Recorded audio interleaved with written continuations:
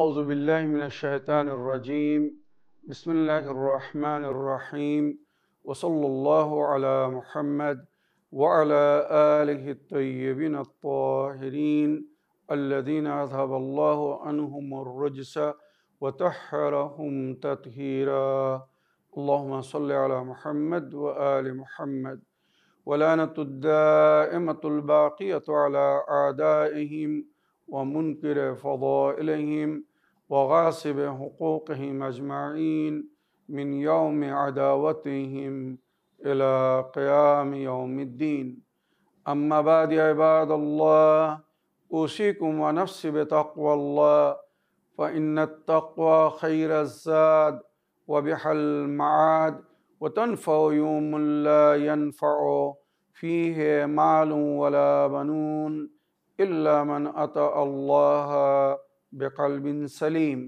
وصلى الله على محمد وعلى آله الطيبين الطاهرين اللهم صل على محمد وآل محمد وعجل فرجهم আমার প্রিয় দর্শক ও শ্রোতাবৃন্দ আসসালামু আলাইকুম ওয়া রাহমাতুল্লাহি ওয়া বারাকাতুহু।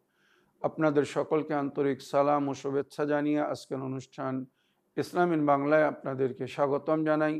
আশা করি আপনারা যে যেখানে আছেন ভালো আছেন, কুশল ও মঙ্গলে আছেন, সুখে থাকুন, শান্তিতে থাকুন, সমস্ত প্রকারের দুঃখ কষ্ট থেকে মুক্তিতে থাকুন। আল্লাহ রব্বুল আলামিনের কাছে এই কামনা করি। যারা অসুস্থ আল্লাহ তাদেরকে সুস্থতা দান করুন, যারা ঋণে ভুগছে আল্লাহ তাদেরকে ঋণ মুক্তি করুন। ওইরূপ যাদের জীবনে কোনো প্রকারের অভাব বা অশান্তি আছে আল্লাহ রব্বুল আলামিন তাদের সকলের জীবনে সুখ শান্তি দান করুন ও সকলের মনোকামনা আশাকে পূরণ করুন। আমাদের সকলকে সৎ পথে চলার, অসৎ পথ থেকে দূরে থাকার এবং এক অপরকে সৎ উপদেশ দেওয়ার তৌফিক দান করুন। আমরা যেন সত্য বা হক জিনিসকে জেনে শুনে মেনে তার উপরে আমাল করে সেটা অন্যদের সামনে তুলে ধরতে পারি বা সকলের কাছে পৌঁছে দিতে পারি। আল্লাহ রাব্বুল আলামিন আমাদেরকে সেই মনোবল ও নেক তৌফিক দান করুন, আমিন ইয়া রাব্বাল আলামিন। এই দোয়ার সঙ্গে আজকের পর্ব শুরু করতে চলেছি। আজ পবিত্র রমজান মাসের 24 তারিখ, তাই সর্বপ্রথম আজকের দিনের দোয়া পড়ব ও তার ব্যাখ্যা করব। তারপরে আজকের রাত্রে কত রেকাত নামাজ পড়তে হবে সেটা উল্লেখ করব। এরপরে আজকের দিনের ইসলামিক ইভেন্টস বা ইতিহাস আপনাদের সামনে তুলে ধরব।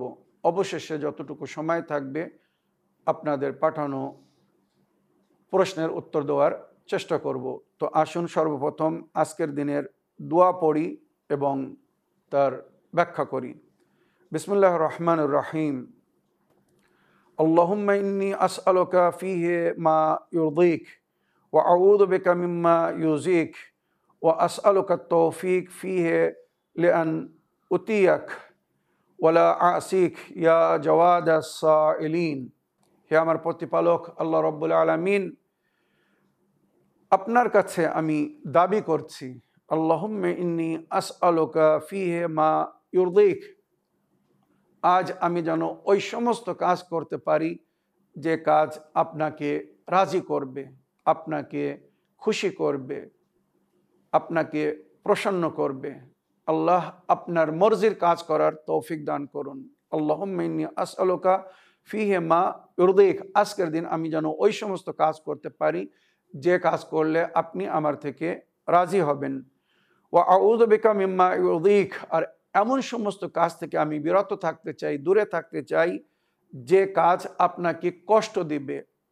আপনি যে কাজ করতে দেখলে কষ্ট পাবেন, দুঃখ পাবেন যে আমার বান্দা হয়ে কেন আমার হুকুমের বিরুদ্ধে যাচ্ছে, কেন ওই কাজ করছে যে কাজ করতে আমি তাকে মানা করেছি। তো আল্লাহ এমন কোনো কাজ থেকে আমি যেন আজ বিরত থাকতে পারি, ওই সমস্ত কাজ থেকে যেন বিরত থাকতে পারি যে কাজ করলে আপনি দুঃখ পান, কষ্ট পান। আমি আপনাকে কষ্ট দিতে চাই না, দুঃখ দিতে চাই না, আমি আপনার নেক বান্দা হতে চাই। তাই আমাকে ওই সমস্ত কাজ থেকে দূরে রাখবেন যে কাজ করলে আপনি কষ্ট পান বা দুঃখ পান। ওয়া আসআলুকা আত-তাওফীকা ফীহি লিআন উতিয়াক, আমাকে তৌফিক দান করুন আমি যেন পরিপূর্ণরূপে আপনার ইতাআত করতে পারি, আপনার হুকুমকে, আদেশকে মেনে চলতে পারি। ওয়ালা আসিক, আর আপনার কোনো হুকুমকে যেন অমান্য না করি, কোনো গুনাহ বা কোনো পাপ যেন না করি আজকের দিন। ইয়া জওয়াদ আস-সাইলিন, এ সওয়াল করনেওয়ালাদের উপরে রহম করনেওয়ালা, আতা করনেওয়ালা, আমাকে আপনার দয়ার মাধ্যমে, কৃপার মাধ্যমে আজকে তৌফিক দান করুন। আমি ওই সমস্ত কাজ যেন করতে পারি যেটা করলে আপনি রাজি হবেন, আর ওই সমস্ত কাজ কর্ম থেকে যেন বিরত থাকতে পারি যেটা করলে আপনি দুঃখিত হন বা কষ্ট পান। আর আমাকে আপনার হুকুমকে পালন করার তৌফিক দান করুন, আর সমস্ত গুনাহ থেকে আমাকে বাঁচান বা আমার রক্ষা করুন। আপনি তো সমস্ত প্রশ্নকারীদের প্রশ্নের সুন্দর উত্তর দেন, তার মানে সকলের দোয়াকে কবুল করুন, আমার উপরে করম করুন আর আমার দোয়াকে কবুল করুন। আল্লাহ রাব্বুল আলামিন আমাদের সকলের পক্ষে আজকের দোয়াকে গ্রহণ করুন বা কবুল করুন। আমিন ইয়া রাব্বাল আলামিন। এবারে আজকের দিনগত রাত হবে 25 রমজানের রাত। আজ 24 রমজান, দিনগত রাত হবে 25 রমজানের রাত। আজকের রাত্রে 8 রাকাত নামাজ পড়তে বলা হয়েছে। 2 রেকাত করে 4 বার পড়তে হবে। প্রতি রেকাতে সূরা আল-হামদ 1 বার আর সূরা তাওহীদ 10 বার। মনে রাখবেন 21 রমজান থেকে 26 রমজান পর্যন্ত প্রায় একই পদ্ধতিতে নামাজ পড়তে বলা হয়েছে। আশা করি আজকের রাত্রে কত রেকাত নামাজ আর কিভাবে পড়তে হবে বুঝতে পেরেছেন।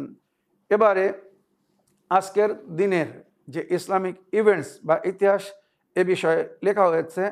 আজকের দিনে আল্লাহর তরফ থেকে জিবরাইল আমিন নবীর কাছে পেগাম নিয়ে এসেছিলেন জানাবে ফাতেমা জাহরা সালামুল্লাহ আলাইহার বিবাহ হযরত আলীর সঙ্গে করার জন্যে। আল্লাহর তরফ থেকে জিবরাইল আমিন পেগাম নিয়ে এসেছিলেন। উনি এসে বলেছিলেন, আয় আল্লাহর নবী, আল্লাহর আদেশ আপনি আপনার কন্যার বিবাহ হযরত আলীর সঙ্গে করে দিন। কেননা সেই সময় সবাই মানে অনেকেই, সমস্ত কাবিলার সর্দাররা বা বড় বড় সাহাবারা নবীর কাছে নবীর কন্যার হাত চাচ্ছিল। নবী নন্দনী জানাবে জাহরা সালামুল্লাহ আলাইহা দেখতে অতি সুন্দর ছিলেন, যে বিষয়ে নবী নিজে বলেছেন, যদি সমস্ত সৌন্দর্যতাকে একটি রূপ দেওয়া হয় তো সে রূপ হবে আমার কন্যা ফাতেমার রূপ। মানে এত সুন্দর ছিলেন দেখতে। তো নবী করিম সাল্লাল্লাহু আলাইহি ওয়াসাল্লামের কন্যা সম্পর্কে যখন বিশ্ববাসীরা, সেই যুগের কাবিলার সর্দাররা বা সর্দারের ছেলেরা জানতে পারল যে নবী করিম সাল্লাল্লাহু আলাইহি ওয়াসাল্লামের একটি কন্যা ফাতেমা, উনি দেখতে খুব সুন্দর, তো সবাই ওনার সঙ্গে বিয়ের আশা করছিল বা বিয়ের প্রস্তাব দিচ্ছিল। এই পরিস্থিতিতে নবী করিম সাল্লাল্লাহু আলাইহি ওয়াসাল্লাম বললেন, আমি আমার কন্যার বিবাহ আল্লাহর আদেশ ছাড়া করতে পারি না বা আল্লাহর ইশারা ছাড়া অন্য কোথাও করব না। সুতরাং নবী করিম সাল্লাল্লাহু আলাইহি ওয়াসাল্লামকে খবর দেওয়া হলো, আয় আমার নবী, আপনি আপনার উম্মতকে, যারা আপনার কাছে আপনার কন্যার হাত চাচ্ছে, দাবি করছে, তাদেরকে বলে দিন আসমান থেকে একটি তারা খসে আসবে, জোহরা তারা, যেটা কিন্তু সবচেয়ে উজ্জ্বল তারা। নবী করিম সাল্লাল্লাহু আলাইহি ওয়াসাল্লাম নিজেকে সূর্য বলেছেন, আনা শামস ওয়া আলী আল কামার, মাওলা আলী আলাইহিস সালামকে চন্দ্র বলেছেন, চন্দ্রের সঙ্গে তুলনা করেছেন। আর বিবি জাহরাকে জোহরা বলেছেন, যেটা চন্দ্রের খুব নিকটে, আপনারা দেখেছেন একটি উজ্জ্বল তারা হয়, আর তার পাশে দুটি তারা ছোট ছোট হয়। ফরকাদাইন যাকে বলা হয়েছে রওয়ায়াতের ভাষায়, ইমামে হাসান ও হোসাইনকে বলা হয়েছে। আর চারিদিকে যে ছোট ছোট তারাগুলো এক গোল দাগের মধ্যে দেখা যায়। 12 ইমাম, মানে ইমাম হোসেন আলাইহিস সালামের 9টি সন্তান, তানাদের দিকে ইঙ্গিত করা হয়েছে বা ইশারা করা হয়েছে। তো আজকের দিনে আল্লাহর তরফ থেকে জিবরাইলের মাধ্যমে নবী করিম সাল্লাল্লাহু আলাইহি ওয়াসাল্লামকে মাওলা আলী আলাইহিস সালামের সঙ্গে ওনার কন্যা ফাতেমার বিবাহর প্রস্তাব দেওয়া হয়েছিল। আর বলা হয়েছিল, ওই জোহরা তারা, নবী আপনি বলে দিন ওই জোহরা তারা আজকে সন্ধ্যার সময় খসবে, আর ওই জোহরা তারা যে বাড়িতে নামবে জাহরা তার বাড়ির বউ হবে। সুতরাং ইতিহাসে লেখা হয়েছে, জোহরা তারা নিজের জায়গা ছাড়ে আর আস্তে আস্তে এসে মদিনার আকাশের ওপরে উড়ছিল। সে সময় জানাবে জাহরা সালামুল্লাহ আলাইহা তাসবিহ পড়া শুরু করেছিলেন। যখন জোহরা নিজের জায়গা ছাড়লো, জানাবে জাহরা বললেন আল্লাহু আকবার, আল্লাহু আকবার, আল্লাহু আকবার, বিশেষ করে বলা শুরু করলেন। এবারে যখন ওই জোহরা মদিনার আকাশে এসে ঘোরা শুরু করলো, সঙ্গে সঙ্গে সরাসরি কোনো বাড়িতে কিন্তু পড়েনি।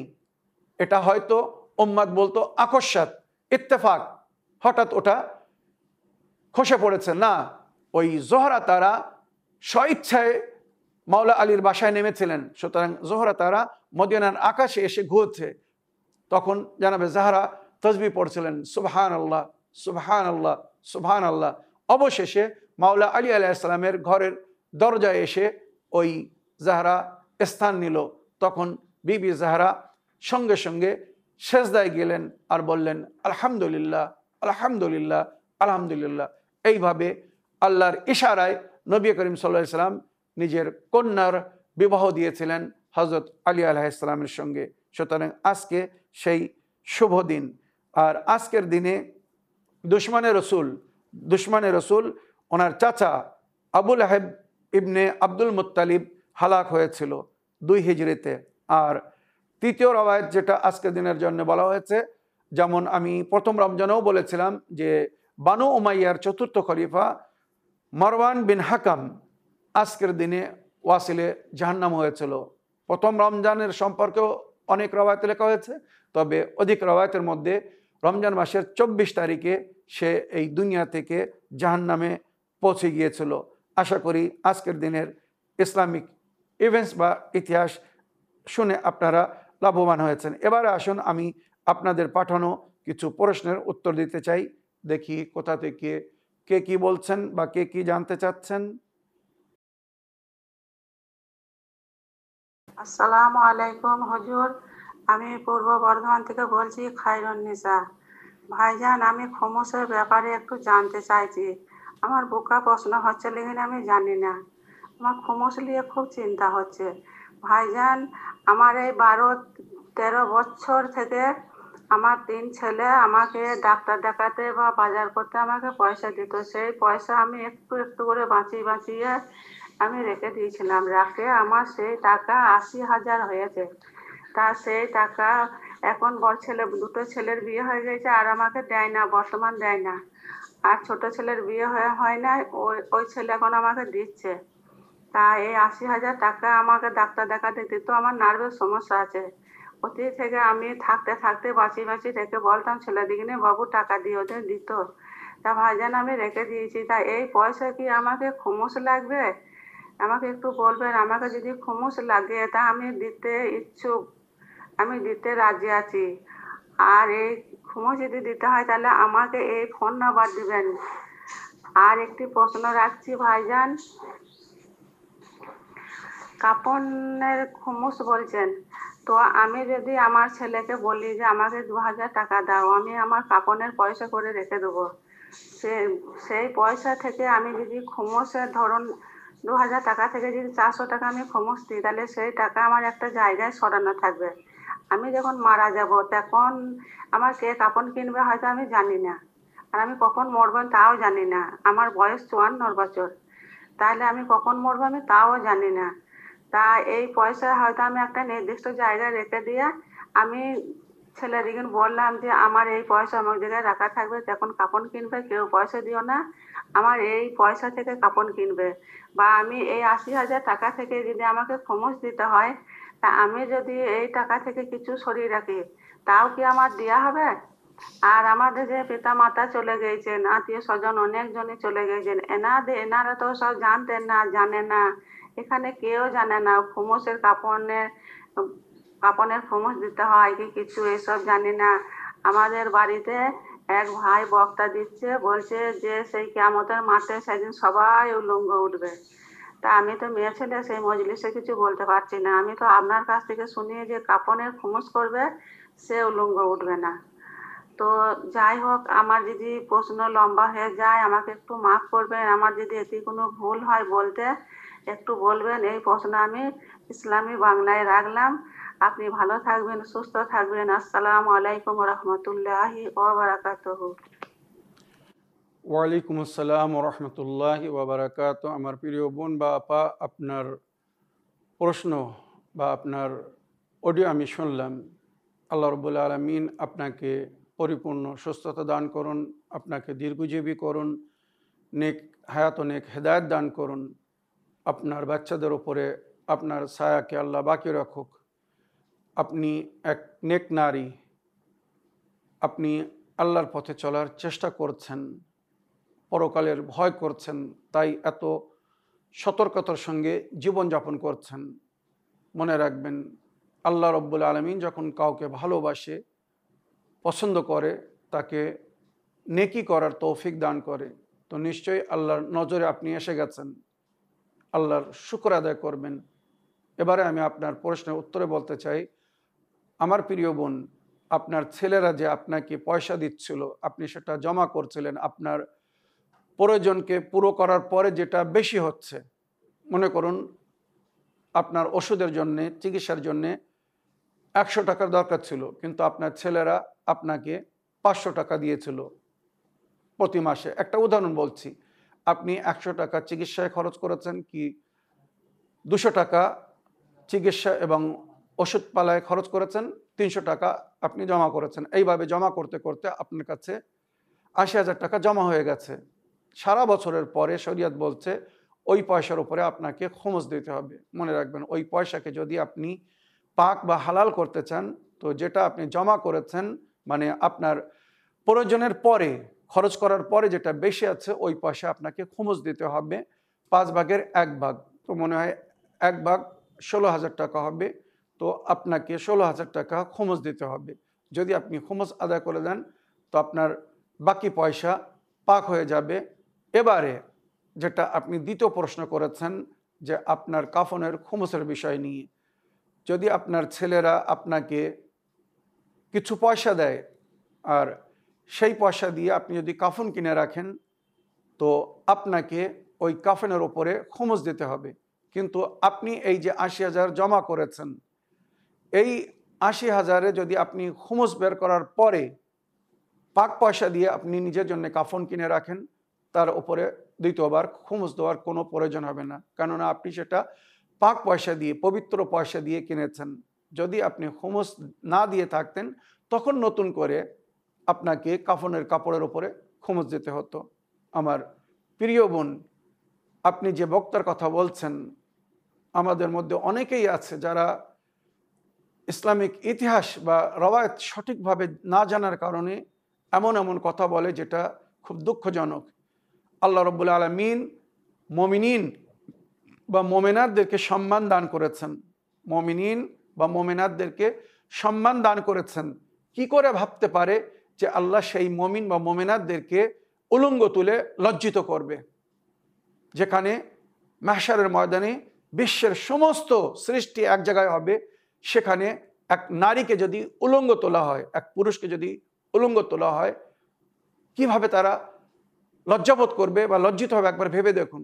তাই বলা হয়েছে, মুমিনরা এইভাবে লজ্জিত হবে না।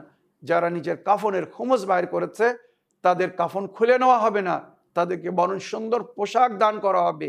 ওই কাফন তাদের জন্য সুন্দর পোশাক করে দেওয়া হবে, যার কারণে তাদেরকে লজ্জিত হতে হবে না, পরকালে মানে ঘৃণার পাত্র হবে না। আমার প্রিয় বোন, আশা করি আপনার প্রশ্নের আপনি উত্তর পেয়েছেন। এবারে একটি লিখিত চিঠি পড়ি, দেখি কোথা থেকে কে কি জানতে চাচ্ছেন। সালামুন আলাইকুম মৌলানা সাহেব, আশা করি আপনি ভালো আছেন, সুস্থ আছেন। আল্লাহ পাক আপনাকে ভালো রাখুন, সুস্থ রাখুন, আমিন। আমি দক্ষিণ 24 পরগনা থেকে বলছি। আমার প্রশ্ন হলো, শ্বশুর শাশুড়িকে কি সেবা করা পুত্রবধূর ফরজ দায়িত্ব? যেমন বাবা মাকে সেবা করা ফরজ, শাশুড়ি মনে করে পুত্রবধূর উপরে আমাদের সেবা করা ফরজ, অথচ তাকে মানে মেয়ের মতো মনে করে না, মানে নিজের বৌমাকে মেয়ের মতো মনে করেন না, কাজের লোকের মতো সারাদিন কাজ করায়। কলেজে পড়ুয়া মেয়ের জামা কাপড়ও তাকে দিয়ে ধোয়ায়। ইসলাম এ বিষয়ে কি বলে, আপনি দয়া করে উত্তর দেবেন। জাযাকাল্লাহ খায়রুন। ওয়ালাইকুম আসসালাম রহমতুল্লাহি ওয়া বারাকাতুহু। আমার প্রিয় বোন, আপনি নাম লিখেননি, যাই হোক, ভালো করেছেন। আপনি জানতে চেয়েছেন যে যেমন মাতা পিতার সেবা করা কন্যার জন্যে ফরজ, বা আওলাদের ওপরে ফরজ নিজের মাতা পিতার সেবা করা, ওইরূপ তার বিয়ে হয়ে যাওয়ার পরে শ্বশুর শাশুড়ির সেবা করা, খেদমত করা কি তার উপরে ফরজ?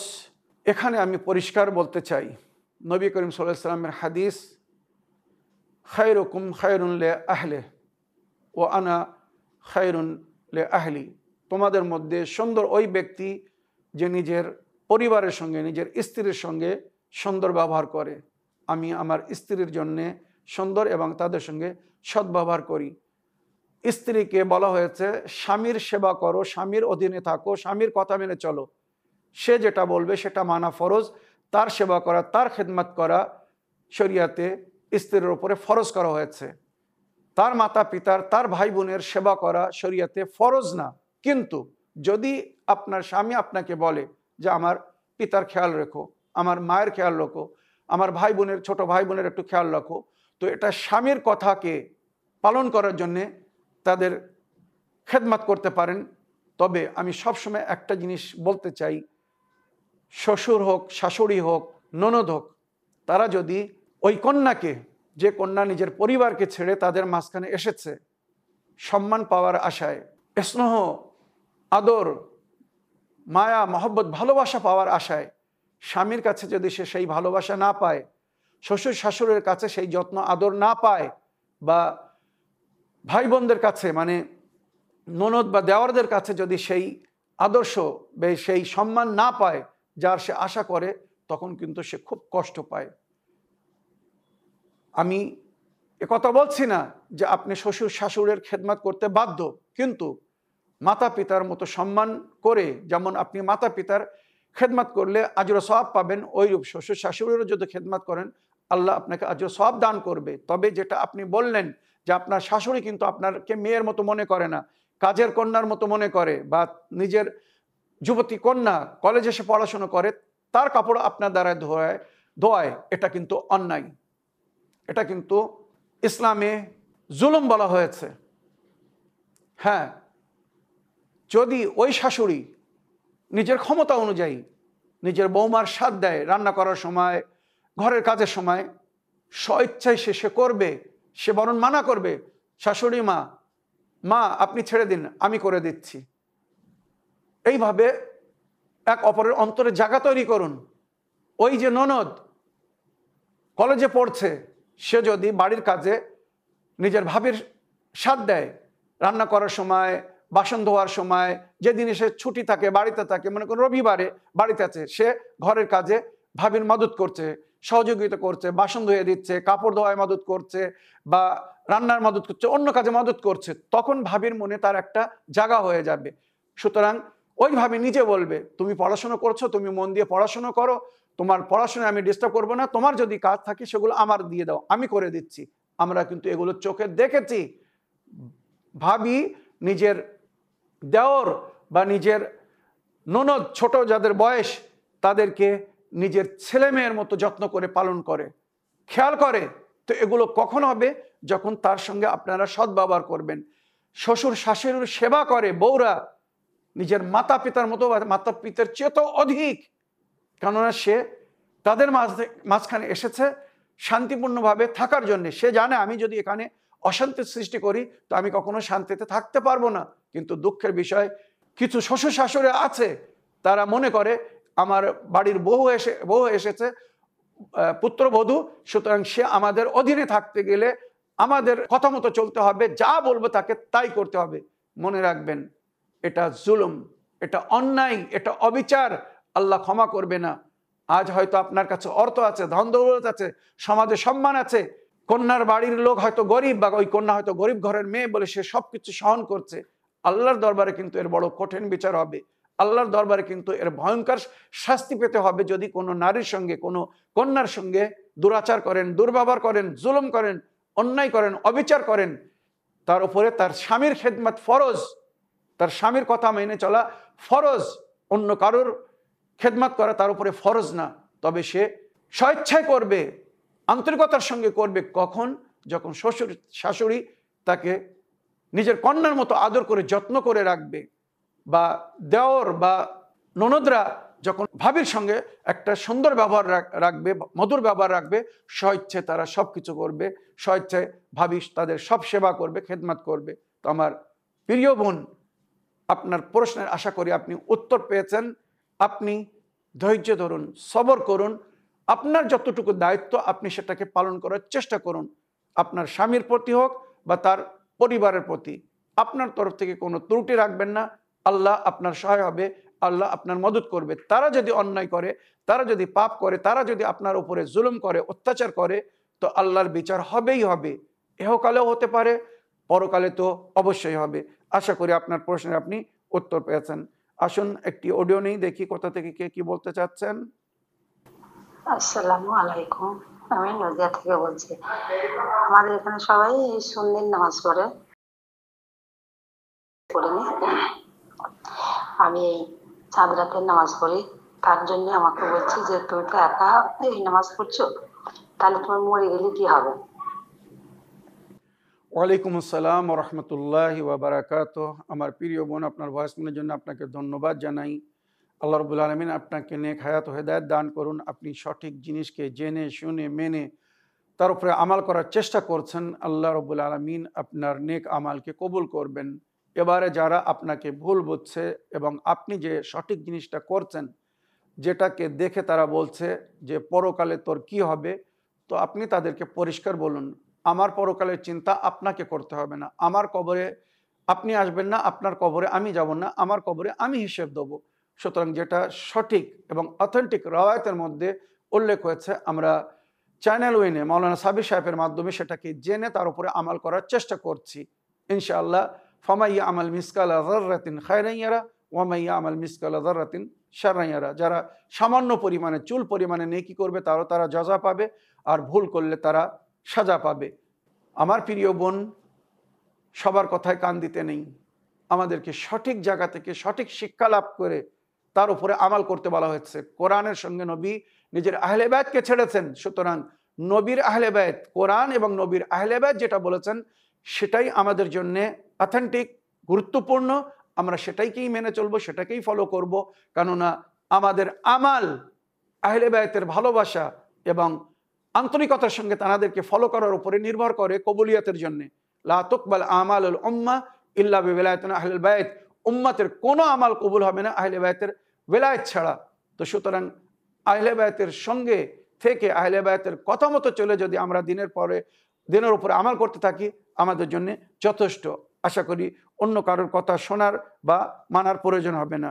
এবারে একটি লিখিত চিঠি পড়ি। ইসলাম ইন বাংলা, কেবলা, সালামুন আলাইকুম ওয়া রাহমাতুল্লাহ। একদিন একটি মজলিসে এক মাওলানার কাছে থেকে শুনলাম যে সারা বছরের খরচের পরে অবশিষ্ট মালের উপরে রুবো বা 1/4 অংশ বের করতে হয়। প্রশ্ন, মাল হতে 1/4 অংশ রুবো কোন কোন শর্তের ক্ষেত্রে বের করতে হবে একটু বুঝিয়ে বলবেন। আলী মেহেদি নূর, ঢাকা। ওয়ালাইকুম আসসালাম ওয়া রাহমাতুল্লাহি ওয়া বারাকাতুহু। আমার প্রিয় ভাই আলী মেহেদি নূর সাহেব, শরিয়াতে আমাদেরকে যে দুটি ফরজ আদায় করতে বলা হয়েছে, একটি হচ্ছে যাকাত আর দ্বিতীয় হচ্ছে খুমুস। শরিয়াতে অর্থের উপরে, ধন দৌলতের উপরে যে দুটি আহকাম লাগু হয়েছে সেটা হচ্ছে যাকাত এবং খুমুস। এ বিষয়ে আমি বিস্তারিত আলোচনা বহুবার করেছি। যাকাত কখন কিসের ওপরে কত পরিমাণ দিতে হবে, ওইভাবে খুমুস কখন কিসের ওপরে বা কি কি জিনিসের ওপরে কিভাবে আর কতটা দিতে হবে আমি বিস্তারিত আলোচনা করেছি। এছাড়া যদি কেউ অন্য পয়সা দিতে চায় তো সেটা দান খয়রাত গণ্য হবে। যেমন বলা হয়েছে, যখন তুমি তেজারাতে, ব্যবসায় লাভ করবে, কিছু পয়সা আল্লাহর পথে দান করবে, খয়রাত করবে। এটা যাকাত না, খুমুস না। যাকাত নির্ধারিত পরিমাণের উপরে দিতে হয়, ওইরূপ খুমুস বছরে একবার ফরজ হয়। প্রতি মাসে খুমুস দিতে বলা হয়নি। যদি কেউ প্রতি মাসে নিজের স্যালারি থেকে কিছু দান করতে চায় তো এটা না যাকাত গণ্য হবে না খুমুস, এটা দান খয়রাত, সাদকা খয়রাত, যার অনেক সওয়াব আছে। যখনই বিজনেসে লাভ হবে তার রুবো, মনে করুন 1/4 যদি আল্লাহর পথে দান করতে চায়, এটা অতি উত্তম, তার জাযা পাবে, তার রুজিতে বরকত হবে। কিন্তু শরিয়াতে এটাকে ফরজ করা হয়নি, মনে রাখবেন। এটাকে আমরা খুব বেশি সুন্নত বলতে পারি বা নফল বলতে পারি। যখনই লাভ করবে, যেটা হাদিসের মধ্যে উল্লেখ হয়েছে, ব্যবসা বাণিজ্যে যখনই কিছু লাভ করবে তো লাভের অংশ থেকে কিছু আল্লাহর পথে খরচ করবে, এই অর্থ হতে পারে। এটা না যাকাতের মধ্যে গণ্য হবে না খুমুসের মধ্যে। আশা করি আপনার প্রশ্নের আপনি উত্তর পেয়েছেন। আসুন আগের একটা প্রশ্ন নিই। আসসালামু আলাইকুম ওয়া রাহমাতুল্লাহি ওয়া বারাকাতুহু। আমি এই কোশ্চেনটি ইসলামিন বাংলাতে দিলাম। হুজুর সাহেব, আপনাকে আল্লাহ পাক ভালো রাখুক, আপনার সপরিবারে আপনার মাতাকে ভালো রাখুক। হুজুর সাহেব, আমার কোশ্চেন হচ্ছে ফিতরার পরিমাণ, যেটা চাউল আমরা খাইতেছি, ওই চাউলের কয় কেজি মূল্য পরিমাণ টাকা দান করব? আর গত বছর রমজানে তো শুনেছিলাম যে চাঁদ রাতে শাওয়ালের চাঁদ দেখা গেলে সে ফিতরা দিতে হয়। তা ফিতরা কোন টাইমে দেব, কত করে দেব, আপনি জানাবেন। হুজুর সাহেব, কোশ্চেনে ভুল ত্রুটি হলে মাফ করবেন। আসসালামু আলাইকুম রহমতুল্লাহ বরকাত।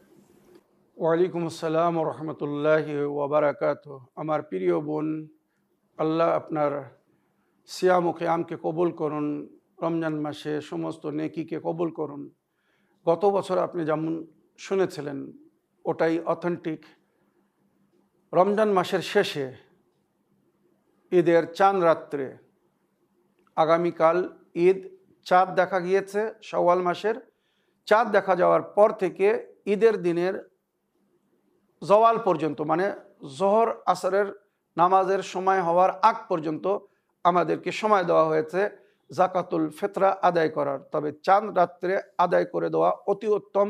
আর শুধু আদায় করে না, মানে ওটাকে বাহির করে প্রাপ্য ব্যক্তির কাছে পৌঁছে দেওয়া, যাতে তারাও সুন্দরভাবে ঈদ করতে পারে। এই জন্যে ফিতরা দিতে বলা হয়েছে, যাতে গরিব মানুষরাও ভালোভাবে ঈদ করতে পারে। মনে রাখবেন। আর এর পরিমাণ হচ্ছে পার হেড 3 কেজি। নবীর হাদিসের মধ্যে, রওয়ায়াতের মধ্যে যেটা উল্লেখ হচ্ছে, এক সা, সোয়াদ আলিফ আইন, সা মানে 3 কেজি। মনে রাখবেন, ফিদিয়া আলাদা জিনিস, যেটা 1.5 কিলো, আর ফিতরা আলাদা জিনিস। ফিতরা পার হেড 3 কেজি দিতে হবে।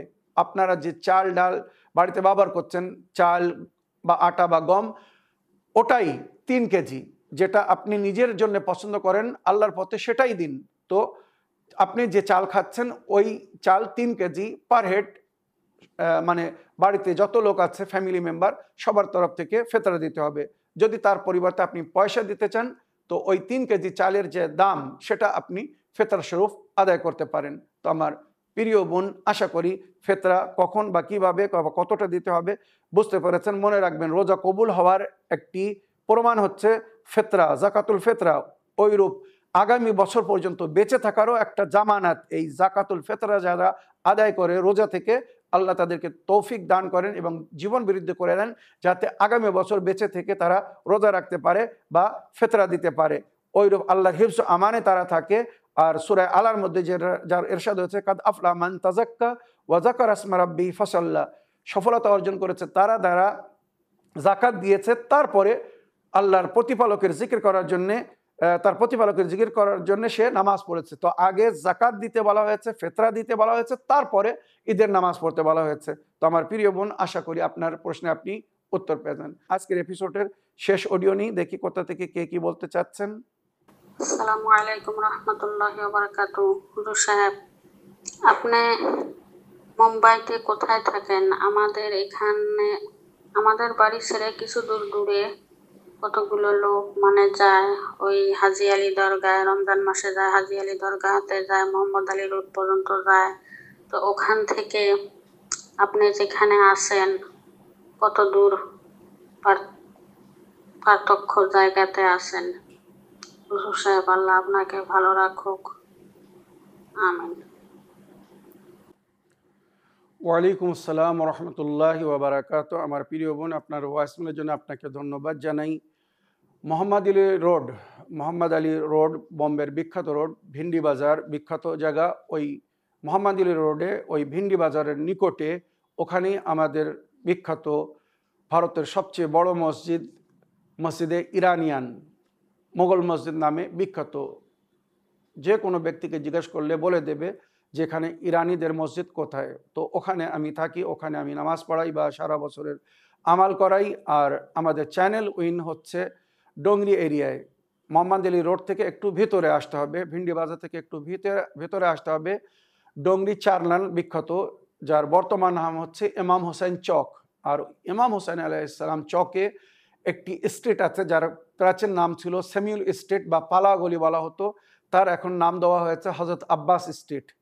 ইমাম হোসেন চক যার প্রাচীন নাম চারনাল, ডংরি চারনাল বলা হয়, তো ইমাম হোসেন চকে হযরত আব্বাস স্ট্রিটের মধ্যে ভেতরে আসলে খোজা মসজিদ পড়বে, শিয়াদের বড় একটি মসজিদ খোজা মসজিদ। ওই মসজিদের অপোজিট মানে একদম সামনেই চ্যানেল উইনের বিল্ডিং, মানে আমাদের অফিস চ্যানেল উইনের, যেখানে টেলিকাস্ট হয় বা যেখান থেকে সমস্ত প্রোগ্রাম রিলে হয় বা আমাদের শুটিং হয়। তো এখানে এসে সাক্ষাৎ করতে পারে, বা ইরানি মসজিদে, মোগল মসজিদে, ওখানে এসেও আমার সঙ্গে যদি কেউ দেখা করতে চায় দেখা করতে পারবে। আশা করি আপনার প্রশ্নের আপনি উত্তর পেয়েছেন। দোয়াতে স্মরণে রাখবেন। এই বলে আমার আজকের বক্তব্য শেষ করলাম। ওয়া আখিরু দাওয়ানা আলহামদুলিল্লাহি রাব্বিল আলামিন। ওয়াসসালামু আলাইকুম ওয়া রাহমাতুল্লাহি ওয়া বারাকাতুহু।